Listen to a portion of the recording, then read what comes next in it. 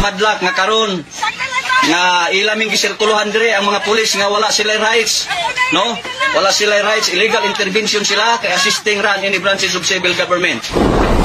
Si Dato adlaw sa kasi Bae Infante ina the multiple complaints had already been filed before the prosecutor office. Once na ma-resolve na nila yan at na-file na an information doon sa korte, once na may probable cause, I'm sure na ang musunod niya na mugawas is ang mga warrant of arrest against doon sa mga napailan doon sa complaints. Surprise niyo, Ting. Nakipakita sa yung surprise, ha? Surprise!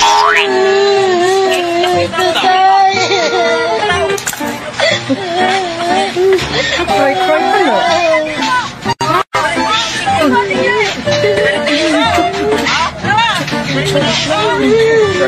Wala na.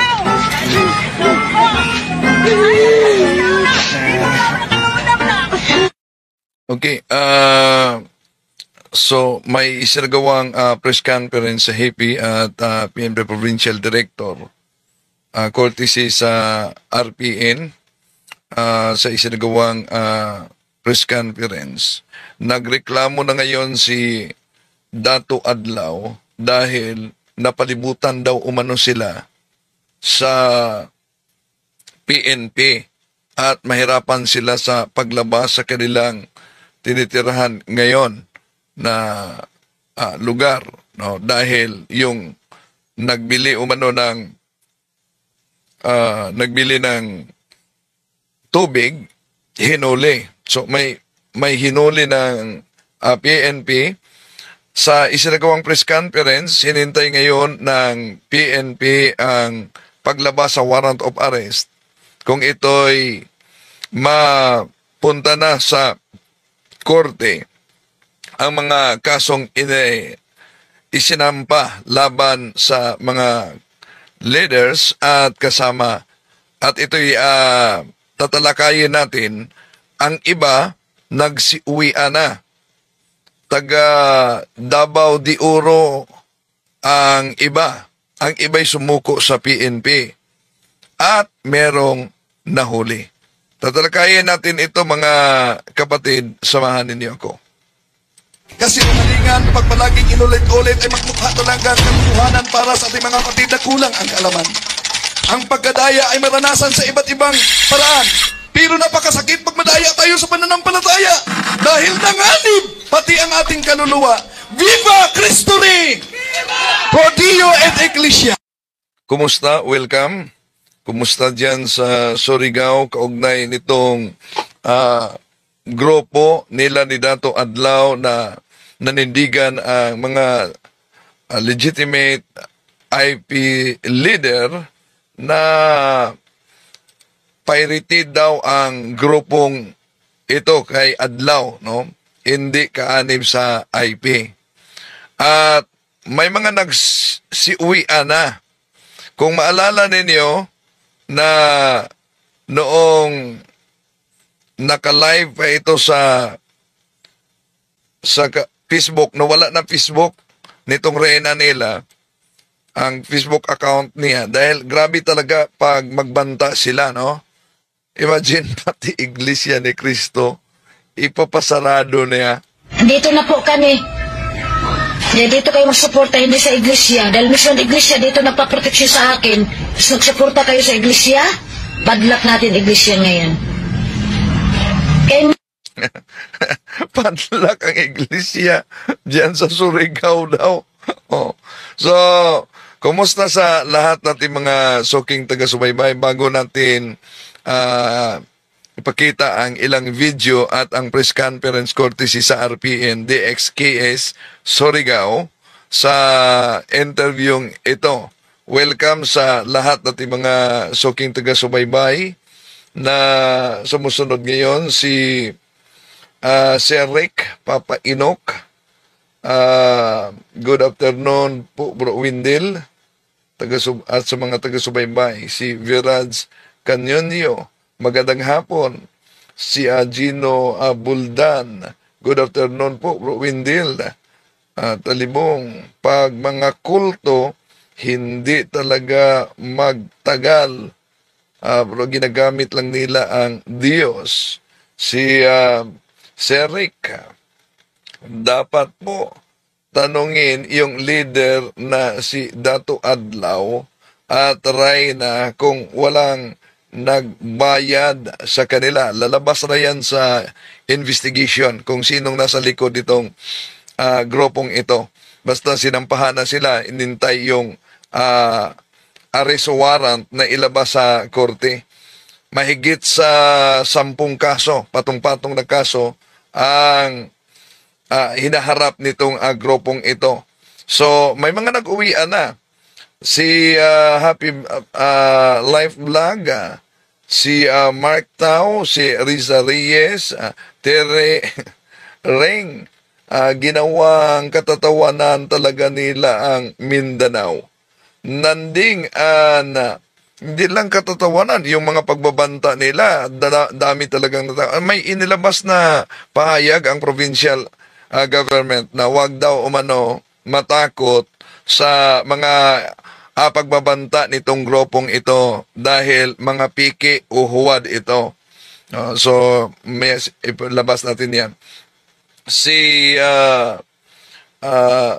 Nanding and Elian TV, si Joaquin Mosquito sa Agusan del Sur, si Rica, congrats po bro sa daming manonood sa channel Rodeo at Ecclesia. At sa lahat natin mga kapatid na nagsubaybay din diyan sa Facebook page natin, pati pa si Mita pinagbabantaan pa nitong reyna nila, no? Elits Decade, Jose Tumo, Australia, si Rosie Silva Barbarosa, si Div Calls from Butuan. Butuan, malapit lang yan, no? So, sa lahat natin mga kapatid na sumusubaybay, welcome, okay. Di na natin pa tatagalin pa mga kapatid. Gabi, yung interview sa pamamagitan ng RPN DX KS, ang interview ng nila sa kay Police Colonel Warren Dablo. No, na napanood ninyo. Kung malala ninyo, pati na yung RPN, pinagbabantaan yon. Ngayon, lulusobin namin po. Media, padlakan natin ang media, RPN. Dahil sinasabihan, nagsalita sa media, ang media, sa RPN, rebuildi daw. Rebuildi daw kami. Ay, takaw. RPN, Grabe talaga itong reyna-reyna nila na magbanta, di po ba? Grabe. Yung mga lumabas sa kaniyang bunganga. Kaya matapang noon, na natin ipinakita, abay, nagbantang babaha. Iba ang bumaha, luha. Ayun, lulusobin namin po. Media, padlakan natin ang media, RPN. Dahil sinasabihan, nagsalita sa media, ang media, sa RPN, rebuildi daw. Rebuildi daw kami. RPN, and 72 hours.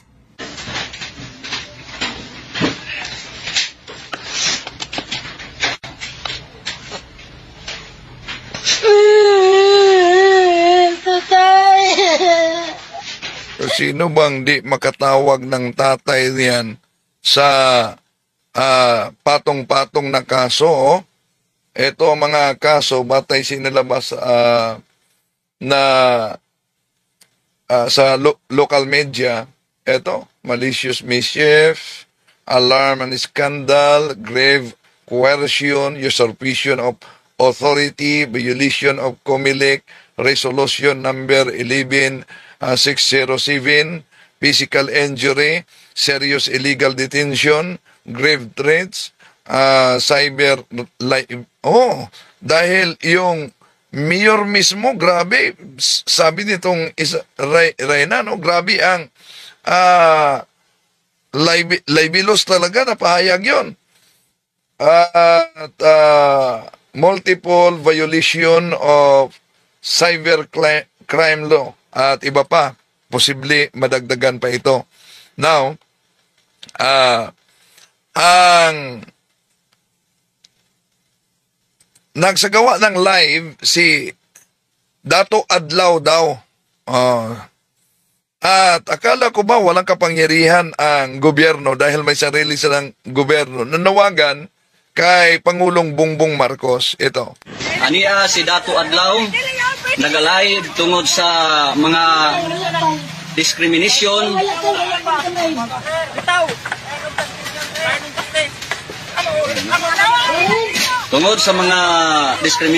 nga ang pulis nagdakop sa among kauban na diin wala kini insakto nga legality, walay nagresponde, humingi ng tulong ang barangay sa PNP dahil nagsagawa sila ng sariling checkpoint nila. Kaya nagpunta talaga ang PNP. At grabe, yung sinigawan ni Dato Adlaw na sa Cebuano pa, makulob ang inyong kaldero. So, tuloy natin. warrant of arrest, no? So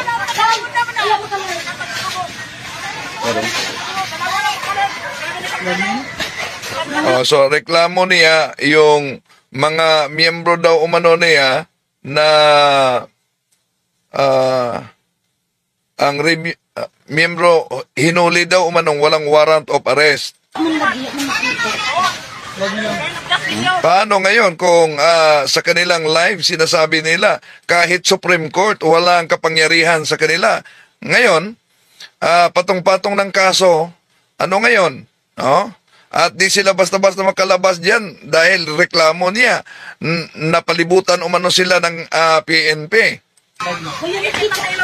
Pinalibutan sila ng PNP. Alam niyo naman, sa live nila, may schedule sila na magpadlak na naman. Kaya nakilala itong si Dato Adlaw, tinatawag nilang Buy Padlak. Yung iba naman, Senior Padlak. so aniya kami nagalive karon mahal na Pangulo nga ang hinungdan ni ani tungod kay wala sila mo subay sa legality. Wala sila mo comply sa free, prior and informed consent. Yan. Ang problema, hindi sila kaanib sa indigenous people, no? Ayon sa mga lideres. So, nag-claim lang sila. Ibig sabihin, hirap kung nag-imagine lang sila at naniniwala sa sariling imagination. Sa rightful owner sa ancestral land.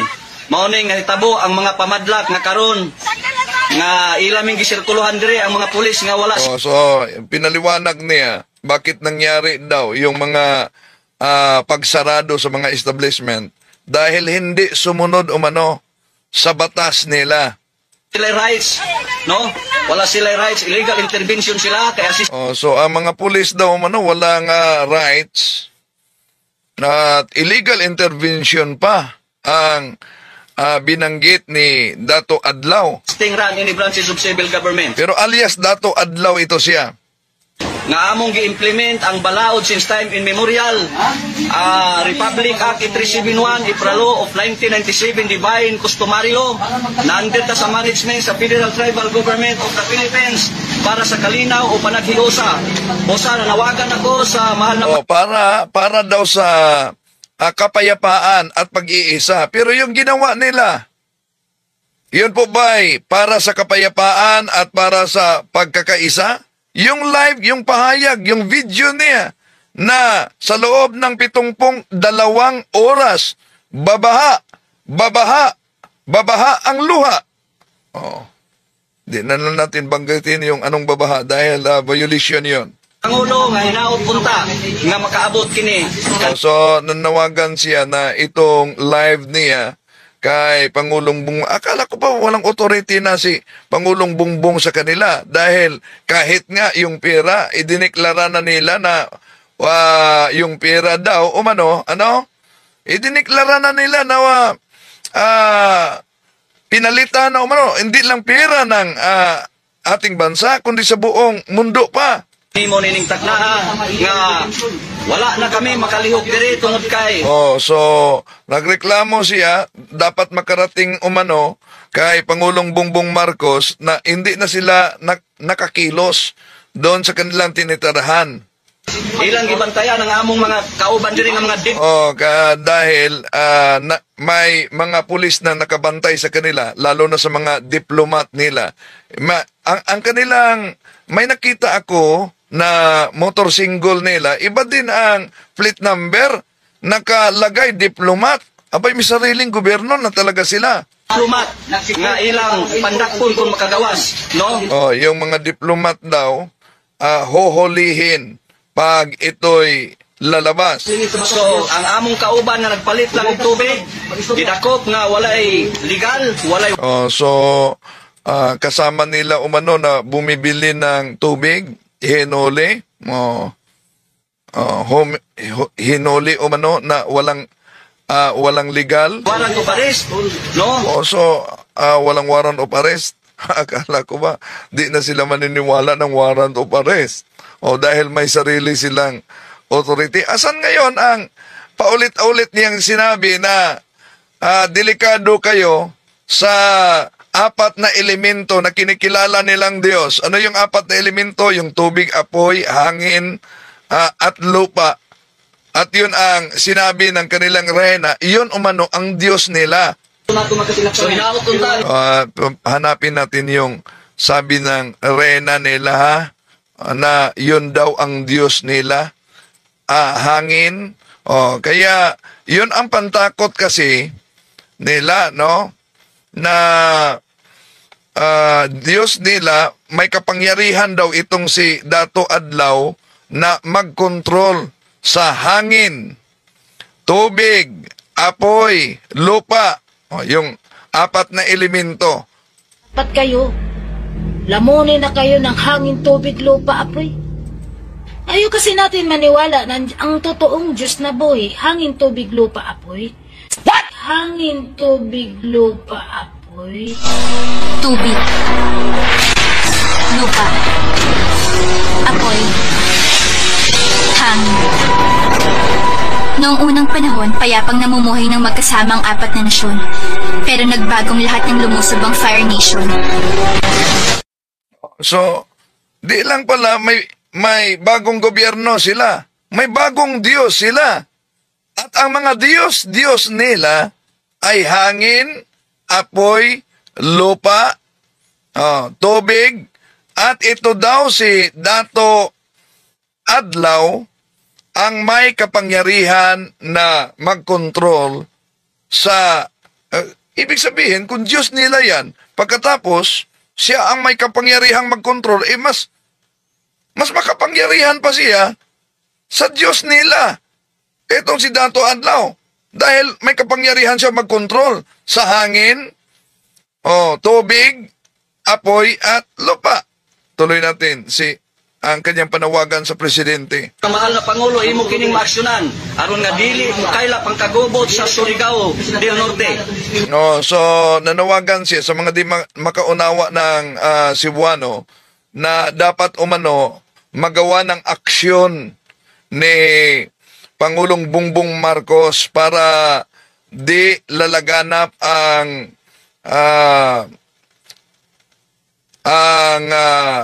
kinatatakutan diyan sa Surigao. O kaya nga, pinalibutan na kayo ng PNP dahil matagal na kayong pabalik-balik.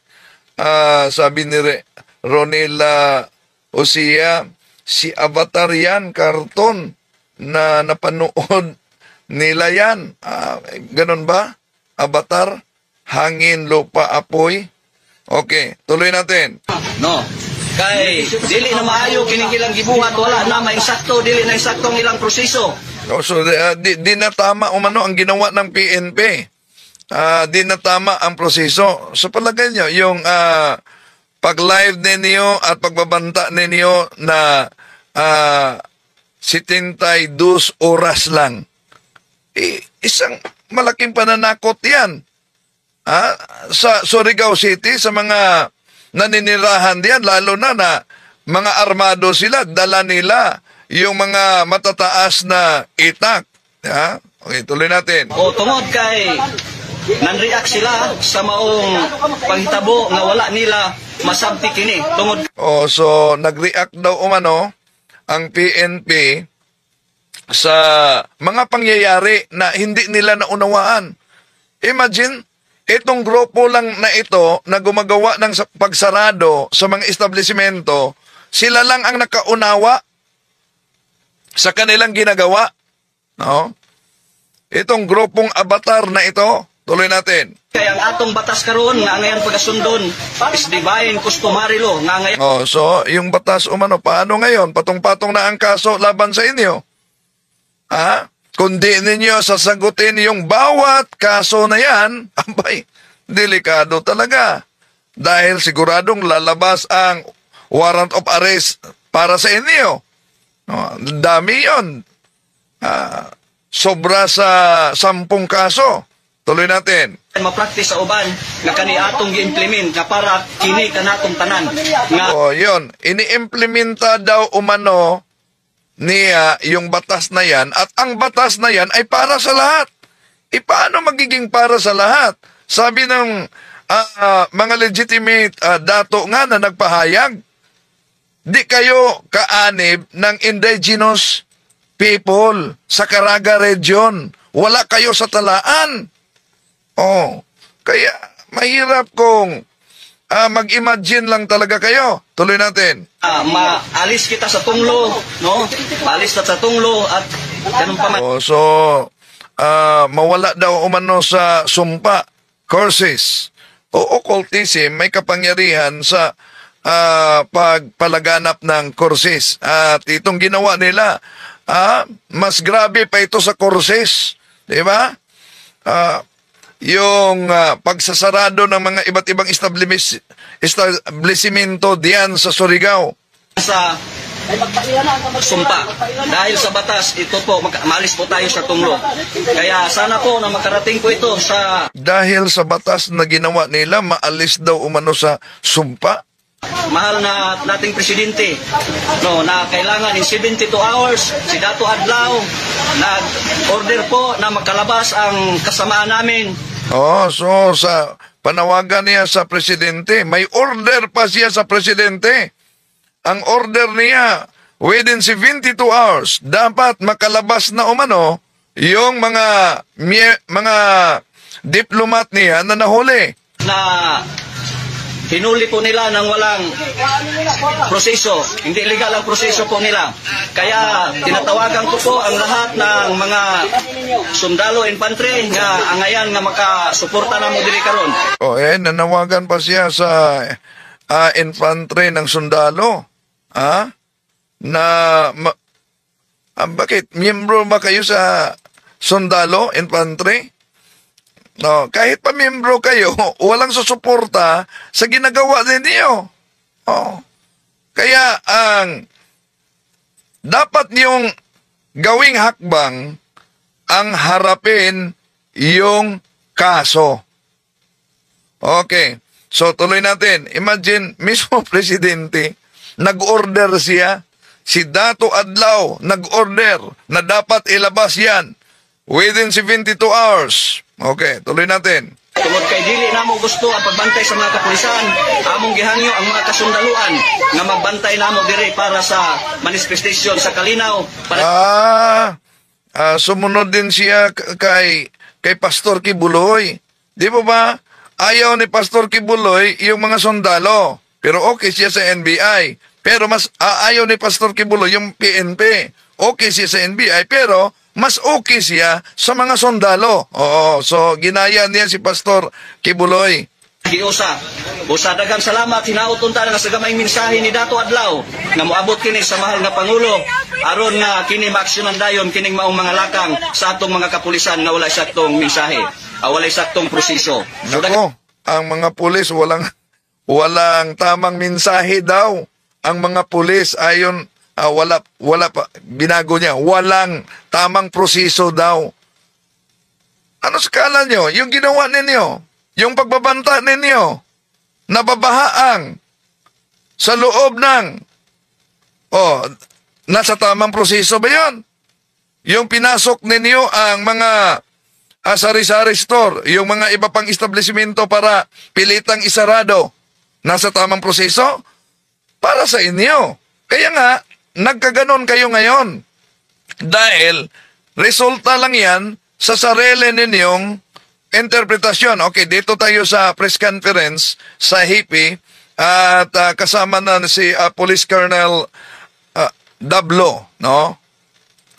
Si Dato Adlaw sa kasi Baim Panti, still na dyan sa compound nila sa Purok 5 Barangay Sabang, Surigao City. So, nasa Barangay Sabang, Surigao City. Yon ang sinabi ng barangay kapitan, na matagal nang tinik sa kanilang barangay at hindi lang sa kanilang barangay kundi pati na sa syudad mismo. o kana ng mga kanila, sinabi ko na sa inyo kanina, the multiple complaints had already been filed before the prosecutor office. So, wala kong katungod na mandaran ang prosecutor nato na i-resolve nila as soon as possible kana na preliminary investigation about dun sa mga criminal complaints na na-file. But once na ma-resolve na nila yan at na-file na an information dun sa korte, once na may probable cause, I'm sure na ang musunod niya na mugawas is ang mga warrant of arrest against dun sa mga na-filean dun sa complaints. And kana na mga tag-ingon nila nganong dili pa na-i-read kana na compound, mga kapatid, you are paliwanag sa hepe dahil meron ding mga nagpahayag kasi bakit di umano lulusobid agad ng PNP ang compound nila ni Adlaw. Kaya ito ang paliwanag ng hepe. Attorney din itong hepe para sa narinig ko sa isang PNP. Attorney din umano itong hepe na to. you are going beyond the rules of law. I am not hindi na ko yung anak kapareho na officer na diktahan mo, na sabihon mo sa ako na i-read ka na compound without any legal basis. Hindi ako yung anak ka-reckless. So you wait because we are not sleeping sa trabaho na mo bilang police officer. Tanan diri na tagbo. Sandali muna, may nabasa ako dito si Aaron Ilan. Ikaw puli ni Noli Di Castro Talibong? Tig news nakakaroon? Di mo alam na officer ako sa kapisanan ng mga broadcasters ng Pilipinas, KBP, sa Osamis Chapter, at matagal ako sa media, Catholic Media Network, at sa CBCP News. Di mo yan alam? At least may alam ka na ngayon. Buhat namo is in accordance with the rules of law because dili namo gusto makitaan ng technicalities, especially pag Sandali lang. Para kay Noli. Noli, kaanib ka ba ni Adlaw? Sultan Adlaw? Baka Sultan Bituin ka ngayon. Okay. abot sa mga legal action. Thank you. Additional kay Chief of Police. Upon assessing the area, na-confirm po sa mga nag-surrender sa ato, dagan minors, mga babae na magpamilya na nadito sa compound. So, we are planning na in case na we will implement the warrants, what shall we do? Na walay madamay. So, priority na mo ang kapakanan sa mga minor o kababaihan. Sa ato ang mga katulad ingon nga nung dili na lusubon, sama sa gingon sa atong Chief of Police, we follow the rule of law. Kung kami abot din ng sulungon, mura na po sila. Sa mga di nakaunawa, may mga nagreklamo kasi na sinabing bakit daw di agad nilusob, no? But di agad nilusob. At itong usaping ito, Noli, isang grupong tinatawag na religious group na walang pagkakaiba kay Kibuloy at kay Senior Aguila na gumagamit sa Diyos para sa kanilang sariling batas. At ito'y sagawa ng problema doon sa Surigao. Ora na po sila na dili nagakuan sa balaod. So, we will abide by the due process sa kuan. Nakasala sila, pa-experience sila.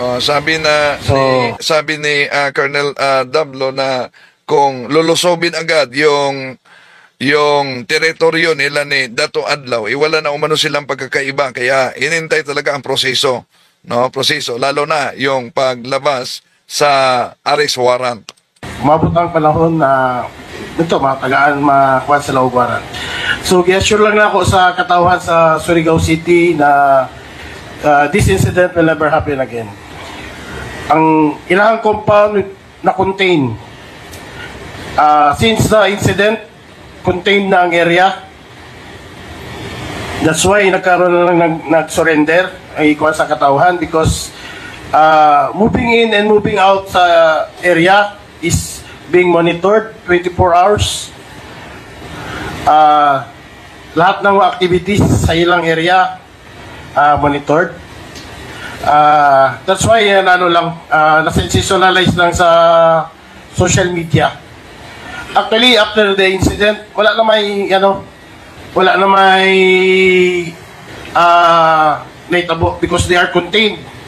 So, sa di makaunawa ng Cebuano, matapos yung nagiging viral sa social media, wala nang nangyari pang pagsarado sa mga establishmento dahil napalibutan na sila ng PNP. 20 minutes sa pag-ano nila, na-contain na sila sa area. Nandaan na dito ang mga police. Nano lang talaga sa social media because of their kabulo na karon. But katong ginapangkuha nila sa social media, they also face the consequence. Dagang balaod ilang na violate.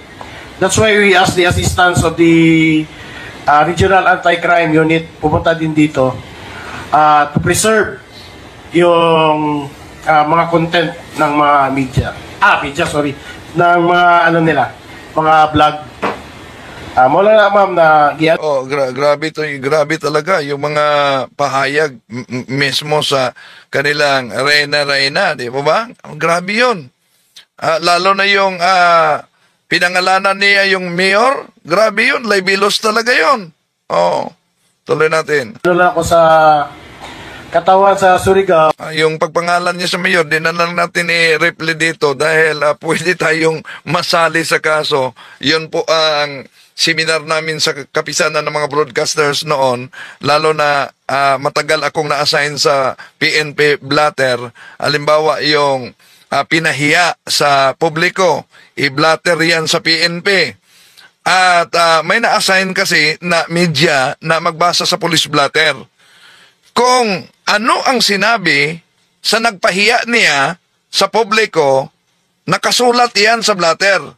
At kung binasa yan ng media na pinahiya siya sa ganitong pahayag, ay damay ang media.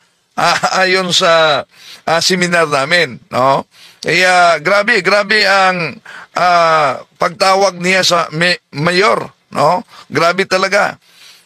Tuloy natin. I-ano lang na to ang kwan. Through peaceful means lang una ang pumuhat doon. Magulat sa pag-implement na sa warrant because ako nga naingon na dili na mo gusto na may mga collateral damages during dahil alang naman lulusobin ng PNP na wala silang search warrant. No? Search warrant, dapat nakalagay anong hinahanap nila, saan inilagay yan. Isa na, yung mga matatalim na dala nilang itak. Pero kailangan talaga ang warrant of arrest dahil naisampa na ang kaso. So, yun ang abangan natin. No?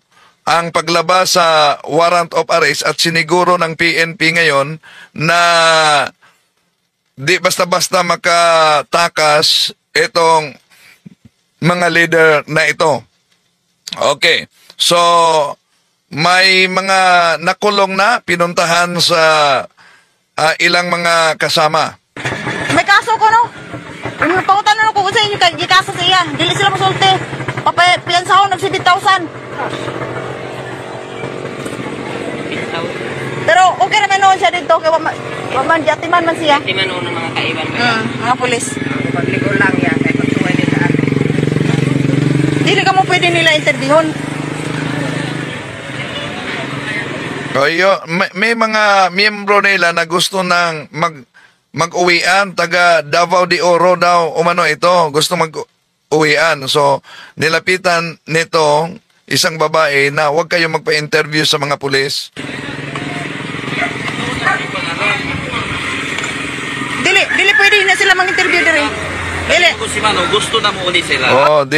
Di daw pwedeng ma-interview. So, sabi ng pulis, etong si Manong gusto nang uuwi sa kanila. Muli sila. Unya karon. So, sabi ng pulis, ba't di niyo tulungan na makauwi? Itong gusto nang umuwi. Tugutan na kuan. Sige na, wala may katungod mo kuan sa amo Wala daw umanong kapangyarihan ang mga pulis para sa kanila. Sige na. Ito na mo. Sige na. Ay, maglangan-langan. Sige na, kay. Mula na ng putaron. Yung mga gustong uuwi, sige, magmadali ka na kayo. Tabangan nato ni makauli sila, ha? Tulungan natin na makauwi sila sa kanila. Pag-abot sa panahon, madisgrasya ka na. Hindi sala mo man ang So, pag darating ang panahon, kung sakaling madisgrasya sila, malaking kasalanan ito, madam. tungod na mo na. So, anong kasalanan na kanilang karapatan umano ito? Katungod lagi nila. Katungod mo na nila, gawas na nila sila. So, yun, nagpaliwanag ang mga pulis dito na karapatan nila na lalabas at uuwi na sila. Gusto Lagi. Pero nga nang inyo pamanggikuan, nga manguli naman sila. Dili, kay naamaguli.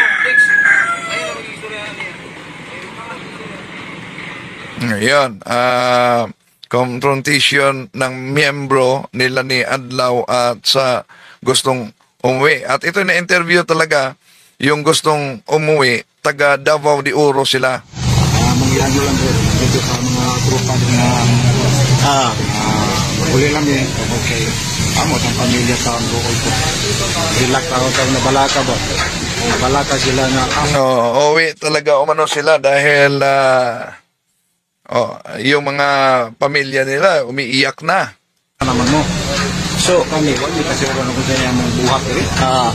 Sila mismo, hindi nila alam kung ano daw ang kanilang gagawin sa area dyan, sa Surigao. So, lain ng tao. Kung sa may unya, pila mo kabuok gusto na muli? Kupat na yung motor sila, daw kanang... So, may motor sila. Gusto na sila uuwi. Sa ato pa, sir, sa inyong pag-ari dito sa Surigao, asa ka ulit, sir, doon? Rimay sa Davao de Oro? Davao ka. Sa imong pag-ari, sir, pila mo kabuk taga Davao, sir? Parang kami, siyam na kami kabuk. So, wala mo magtuo ngayon yung hitabo? Siyam ang gustong uuwi na. No, siyam sila gustong uuwi. Di nila alam talaga na ito ang mangyari sa pagdating nila diyan sa Surigao. Isa man ginaghagan nyo siya nga pang mo dito sa Surigao? Di talaga nila alam na yun pala ang mangyayari. Para pong kauban nila kung nagkakasama. So, inimbita sila na sasali sa kanilang kasama. Dili si Dato Adlaw. Wala po din naman itong kapura mo ito. Wala naman ikaw pa naman mo. Ano sila? Kanina ka motor? So, mga Surigao nun, hindi kita kuman sa barangay sa bang kundi naibutang ang doon na gusto na muli. Gumikan kay siguro wala na kasabot sa ilang sitwasyon diri. Sir, mayong punto. Saman, muli na mo? Pila mo kubok, sir? So, mayroon ng mga nagsiuwian. Buti ito sila, makauwi, no? Yung iba, nasa kulungan. May nakulong na talaga. At yung iba, siguradong sa kulungan din ang pasok dahil hinihintay na lang ang warrant of arrest sa kanila. So, yon.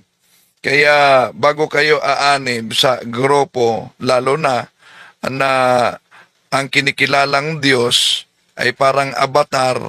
Bakit parang avatar? Di po ba ang Diyos nila ay hangin? Ano, hanapin natin hangin, apoy, tubig, at lupa. O, di avatar. Dapat kayo, lamunin na kayo ng hangin, tubig, lupa, apoy. Ayaw kasi natin maniwala na ang totoong Diyos na buhay, hangin, tubig, lupa, apoy. What? Hangin, tubig, lupa, apoy. Tubig. Lupa. Apoy. Oh, yun. So, nagsiuwian na. Tinalikuran na nila ang kanilang Diyos na hangin, lupa, tubig, apoy. Kung maalala ninyo, yun ang claim ni Dato, anong tawag dyan? Fallen angels, no? Hangin, lupa, may kapangyarihan ang fallen angels pag-control nito mga elemento. Kaya nga, meron tayong ritual sa Katoliko na deliverance. Lalo na exorcise yung tubig, kaya magiging holy and exorcise water, no? Dahil pwedeng kakapit ang mga demonyo sa ganon. Na kung maalala ninyo, sino ang Diyos ng mga kulto? Unang Korinto 10:20. Walang iba, ang demonyo. Kaya ulitin ko mga kapatid, huwag agad-agad maniniwala tulad sa grupong ito. Ang napakahirap pag sila mismo'y naniniwala sa sarili nilang kasinungalingan. Imagine, kung ang Diyos nila, hangin, lupa, apoy, tubig. Kung yun ang Diyos nila, yun naman ang sinabi ni Reyna. Pagkatapos, itong Dato Adlaw, may kapangyarihang mag-control nitong apat na elemento, ibig sabihin, mas Diyos siya kumpara nitong apat na elemento na ito dahil siya may kapangyarihan daw. Pero, yun lang. Resulta lang sa sariling imagination. At mahirap na pag maniniwala sa sariling imagination. Abangan ang susunod na kabanata dito. Ano ang resulta? Paglabas na sa warrant of arrest sa korte laban sa grupong ito. Makatakas kaya sila? Nagreklamo na si Adlaw dahil di na basta-basta sila nakakilos umano, napalibutan na sila. Bakit napalibutan? Natural. Sinabi niya ang schedule kung saan isasagawa nila yung pagsarado. O kaya, para di sila magsagawa ng pagsarado, yon, napalibutan na sila habang hinihintay ang warrant of arrest laban sa kanila. Maraming salamat po sa inyong pagsubaybay. Happy Fiesta diyan sa Panay Clarin. Bye-bye. To make his message known is our responsibility. So here we are to pledge our lives to the Lord of eternity.